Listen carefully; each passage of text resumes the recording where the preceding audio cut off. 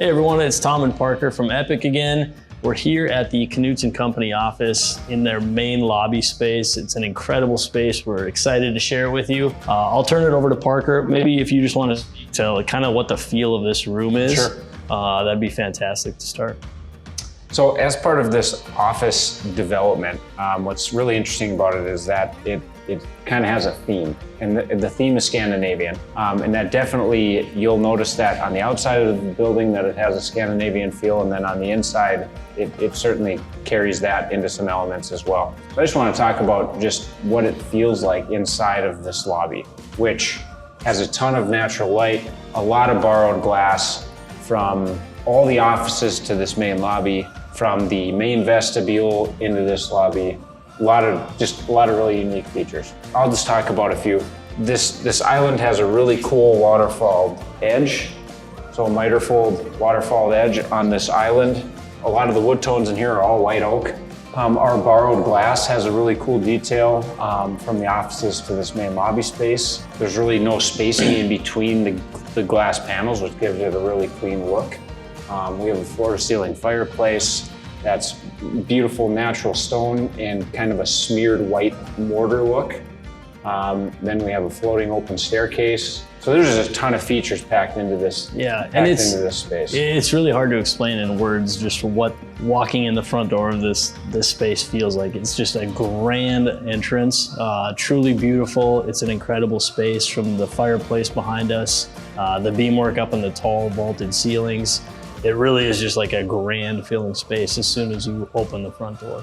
Yeah, so this, the architecture of this lent itself to doing vaulted ceiling from front to back, and then we integrated some really cool white oak beamwork up in the ceiling.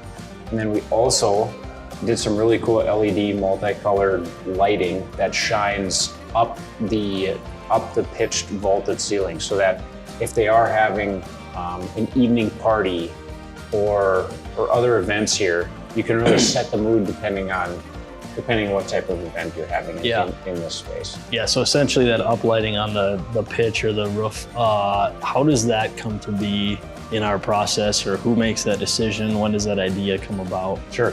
Again, one of the client's main focus in this building was lighting was very important from start to finish. So. Yep. We looked into a couple different options at different price points, and finally we found one that was suitable, I guess, and we were able to incorporate that feature, which I think added a lot to this lobby space of this build.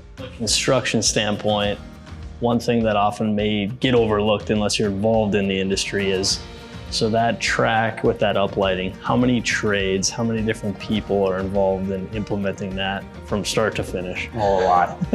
So interestingly enough, we wanted to make sure that the track system itself of the LED lights was essentially almost hidden. But then the track system also gets installed, 30 feet in the air. So we had our framers string line it so that it ended up being perfectly straight. We have to have drywallers essentially texture the outside of it. The supplier was actually from a signage company, and then electricians have to install it, and obviously we have to coordinate it.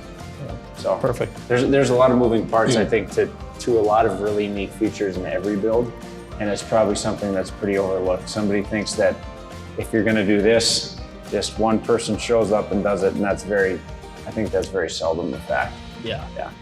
And is that normal? I think in a custom build, maybe you can speak a little bit to, like, is that normal? Because I think sometimes if someone's just used to building one style of home or commercial building and this is how they do it, when we get off track from that, or when they get off track from that, the answer is always, it's going to be hard.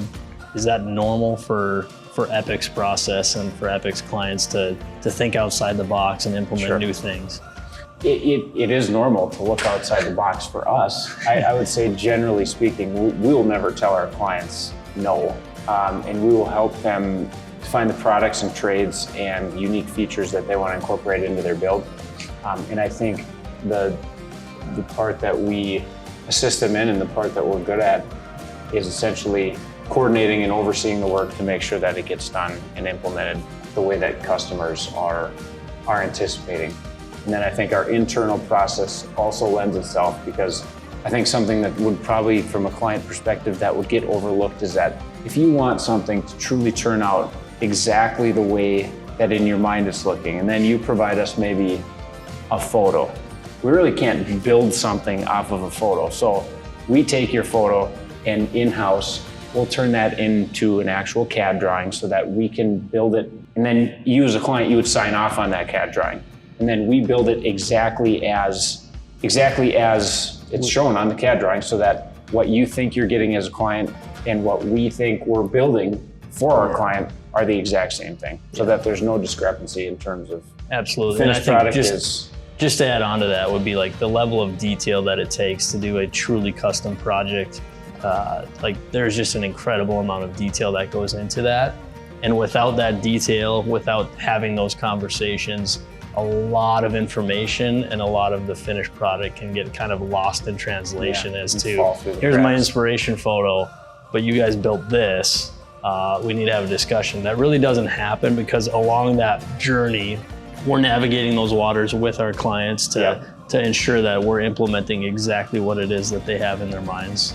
So I think another detail inside this space that would really speak towards that is the awesome floating staircase.